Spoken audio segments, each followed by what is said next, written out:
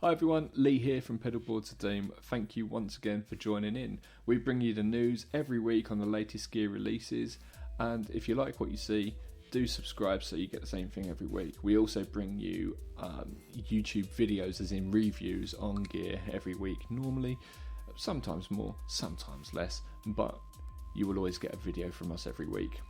So, I want to give you a small caveat.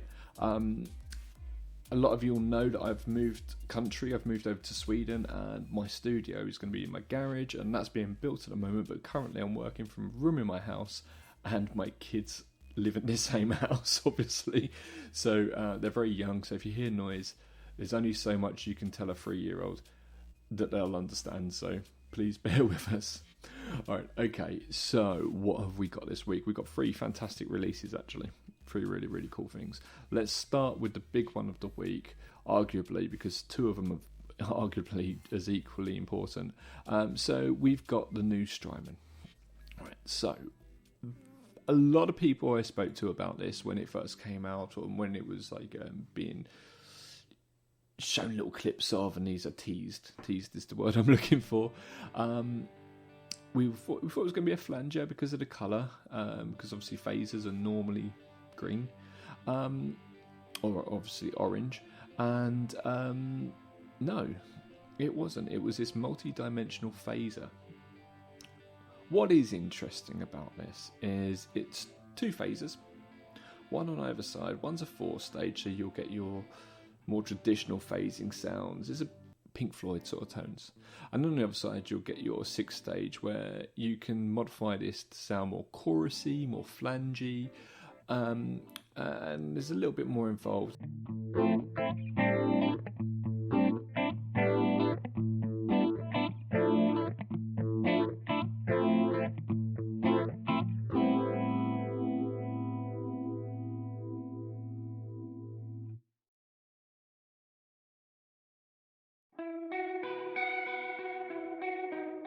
So you've got phase 45, phase 90 in one pedal.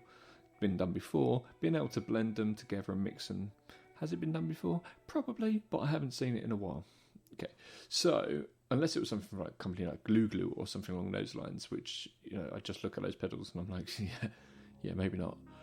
Very complicated. This not so much. You've got 3 knobs on either side, pretty straightforward, and a three-way switch on either side as well.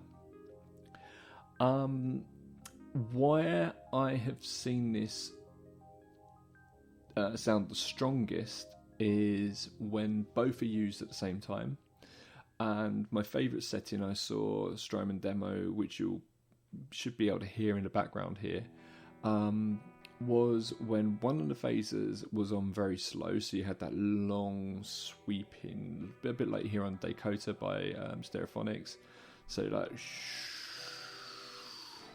sort of sound, and then the other one was going at it 10 to the dozen, so wibbly wobbly, and it gave this really interesting texture. Really like that.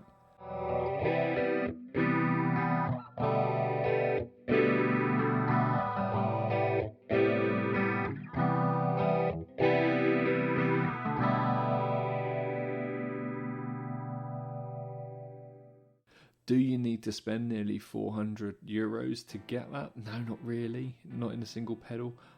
Did it sound amazing? Yes, it did. One of the strongest points for me about this is the fact that they've used an analog preamp. So they've got a JFET preamp in there, because if there's one effect that most people want to be analog, it's phaser. I don't know why. It's just what people say, and obviously Strymon kind of feel the same about this. So yeah, that looks very interesting. I like the chorusy sort of sounds you can get on it as well. The weakest part of it for me, from listening to all the demos I've listened to, was the envelope filter.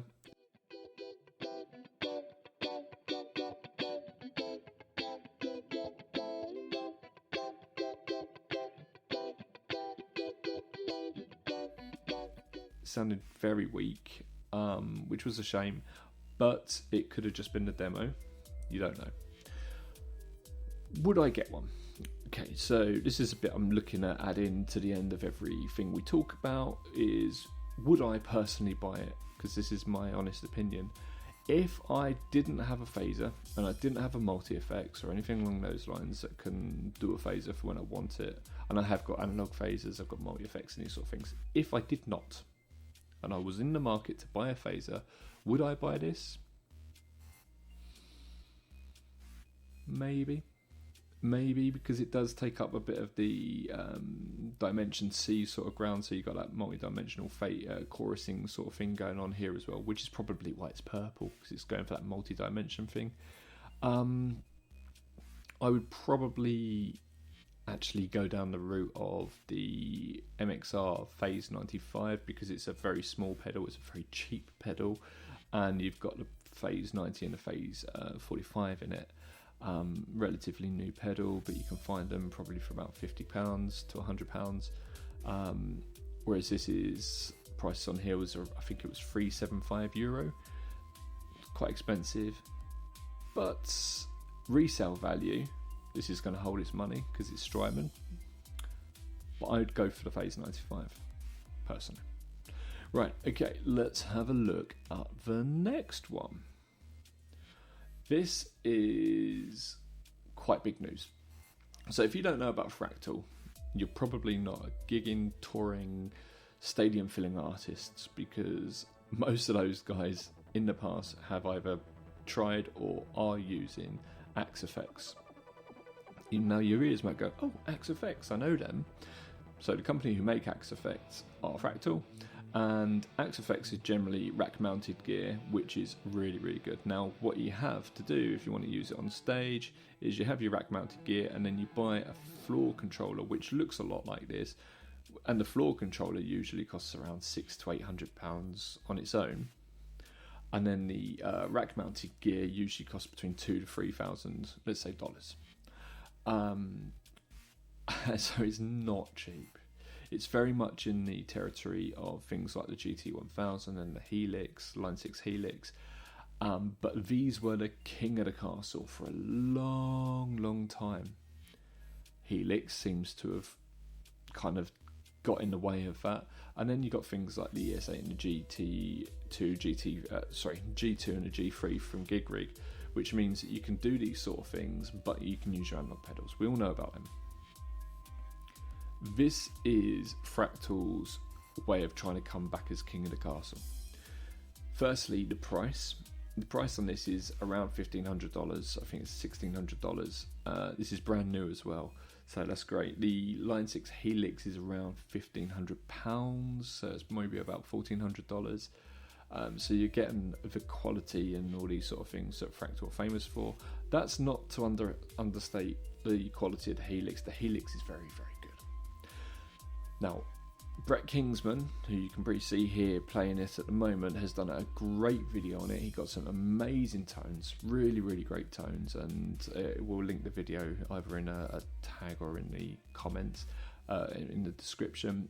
Go and watch, hear it, how it sounds to you.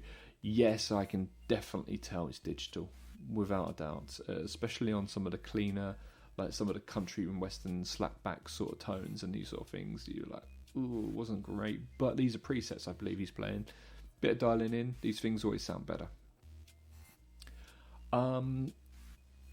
Is it worth that money? I think so, yeah. I think considering how much people have been spending on just the rack mounted version, and then you've got to buy a rack and everything like this.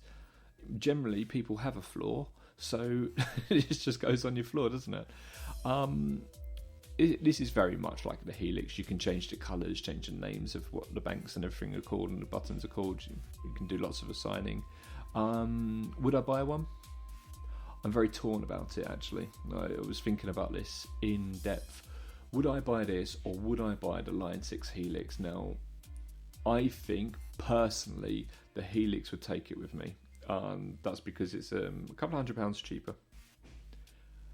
But it's also it also comes with the treadle as well, so you've got the expression pedal on it, so it feels like you're getting more for less.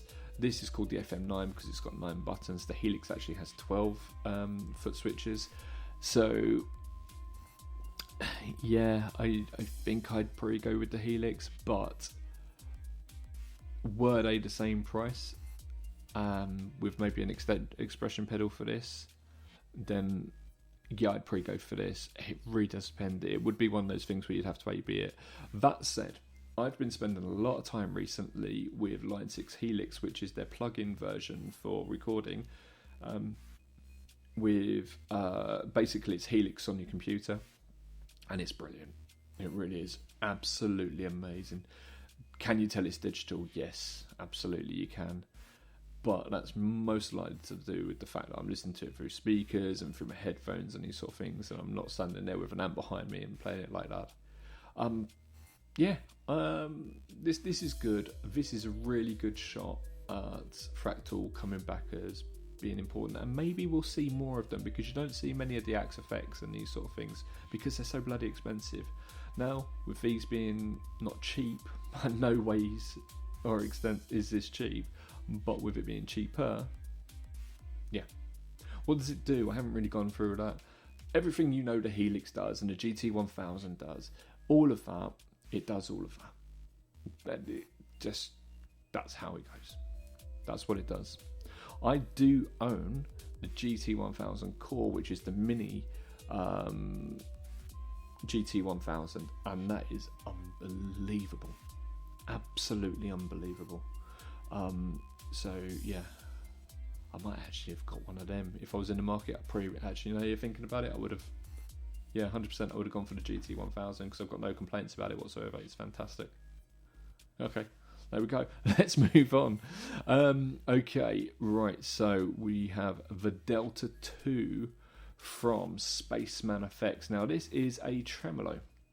What's interesting about this tremolo is it's an analog pedal, and it's a tremolo, but it also turns into a harmonic tremolo. So you've got two very interesting controls on this over your normal. So let's go through the normal. You've got depth, rate, frequency. You know what they do. Frequency is the tone, rate is the speed, and depth is how far the tremolo goes. You've got resonance, so you can adjust the bit of the low end and these sort of things.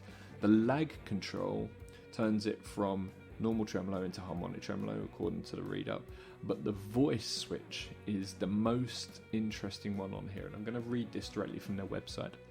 So Spaceman says, the voice toggle offers 3 signal path modulation options. High and dry highlights the top end shimmer and emphasizes the clarity and bite.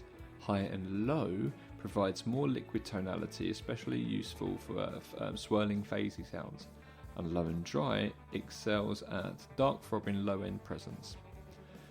I get a funny feeling that this voice switch is going to make more sense when you're using the harmonic mode, the harmonic tremolo mode, and it will be how you kind of dial in those sort of vibey sounds harmonic tremolo often gets.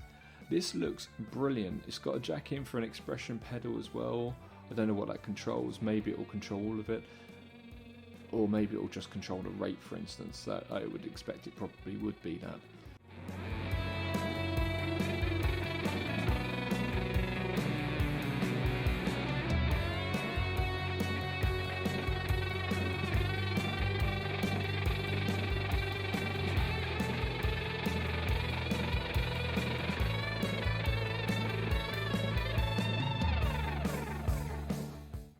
It's important to mention this is an optical phaser, so that's pretty cool. Not phaser, optical trem, sorry. So that's pretty cool, especially when you're thinking about the vibey sort of sounds, because they're generally optical as well. Yeah, this looks super cool. I like it a lot. I didn't grab a price, that was a bit dumb. Spaceman generally makes some really cool pedals, and I doubt this is any exception. Looks really good. Right, that's this week's news. Please subscribe if you want more of the same, and I'll see you next Friday. Bye bye.